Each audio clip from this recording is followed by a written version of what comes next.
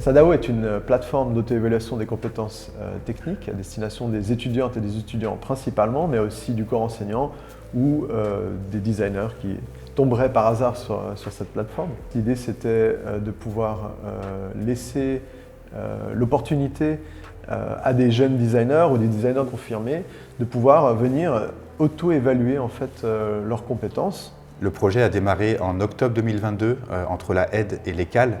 Il est financé par Swiss Universities via le domaine design et art visuel de la HESSO. C'était un fonds d'innovation pédagogique et avec Vincent de l'ECAL, le besoin qui nous est apparu essentiel, c'était de renforcer la professionnalisation du corps étudiant des deux écoles. Les profils de compétences sont au cœur de nos institutions, de toutes nos formations. C'est extrêmement important aujourd'hui de pouvoir organiser et être capable d'identifier en fait les compétences qu'on transmet à nos étudiantes et nos étudiants. Un constat qu'on avait fait au tout début du projet, c'est qu'il y a un ensemble de compétences qui sont parfois un peu moins évaluées au sein de nos deux institutions. C'est les compétences techniques. Ce qu'il faut savoir, c'est que l'enseignement est principalement, je dirais, dispensé et axé sur la capacité créative, le développement d'idées. Et du coup, c'est beaucoup plus difficile en fait d'évaluer les compétences techniques. À l'origine du projet Sadao, Vincent avait regardé ce qui existait sur le marché en termes de plateformes pour s'auto-évaluer sur des compétences techniques et on avait trouvé seulement quelques services qui permettent de se tester sur une série de logiciels, services qui sont malheureusement assez chers et du coup qui les mettent hors jeu pour une intégration dans nos écoles. Et surtout, le principal problème, au-delà du coût, c'est que les contenus sont figés et donc nos enseignants, enseignantes ne peuvent pas proposer des contenus spécifiques à leurs cours et leur permettre d'évaluer leurs propres étudiants et étudiantes. C'est pour ça qu'on a fait le choix de construire une plateforme qui serait ouverte et qui permette l'intégration de contenus spécifiques afin de permettre une intégration et une contextualisation sur le long terme. La communication visuelle, qui est une filière qui est dispensée dans nos deux écoles, semblait en tout cas être le terrain de jeu parfait pour pouvoir tester notre hypothèse, donc de développer cette plateforme. Aussi parce qu'elle comporte une multitude de métiers quelque part. Ça nous permettait de tester un petit peu ce format en fait, de questionnaire et d'évaluation à travers des métiers qui touchent à l'image, la vidéo, la création de code.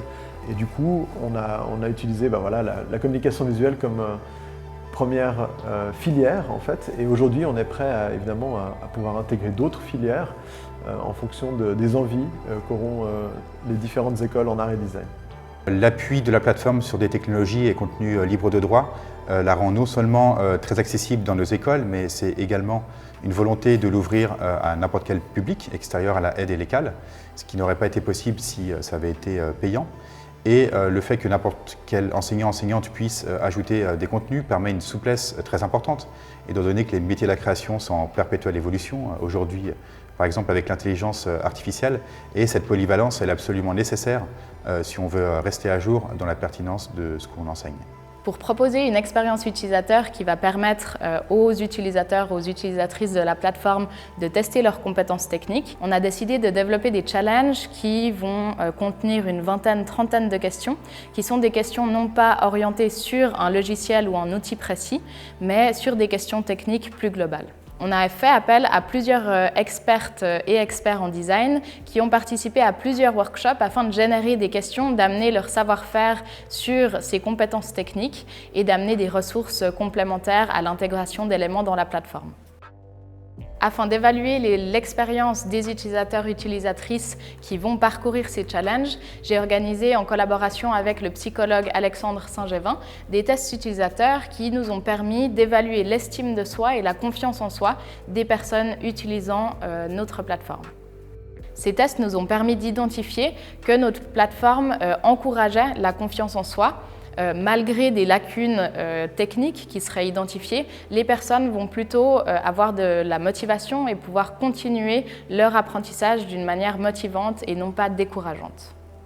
En tant que chargée de projet, j'ai aussi coordonné les allers-retours entre l'interface, la définition de l'expérience utilisateur, la définition des éléments graphiques de l'interface avec mon collègue Mathieu à l'ECAL. Au niveau de la proposition de l'interface, on s'est basé sur le système Moodle développé par Cyberlearn de la HESSO qui nous ont permis de traiter plusieurs types de questions, de proposer plusieurs types de questions, des questions vrai-faux, des questions à choix multiples et d'autres questions plus ouvertes, intégrant du texte ou alors basées sur l'image. Dans cette première version, on a travaillé sur le développement d'une interface qui permet de rendre les challenges plus accessibles aux utilisateurs. Donc le site propose des ressources et des feedbacks qui permettent de les accompagner dans leur apprentissage. On a également développé un système d'attribution de badges qui permet de les motiver, de se situer par rapport à leurs compétences techniques. Et que ce soit à la aide ou à l'ECAL, on a également de nombreux temps forts pédagogiques qu'on appelle des workshops, en général sur une semaine où on va tester des choses très précises et cette plateforme SADAO peut être très utile pour évaluer les prérequis des étudiants et étudiantes en amont du workshop et pour mesurer ce qui a été acquis ou moins acquis en fin de workshop.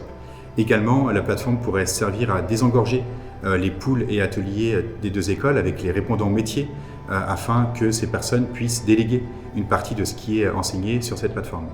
De nouvelles perspectives s'offrent à nous maintenant que la première version est online.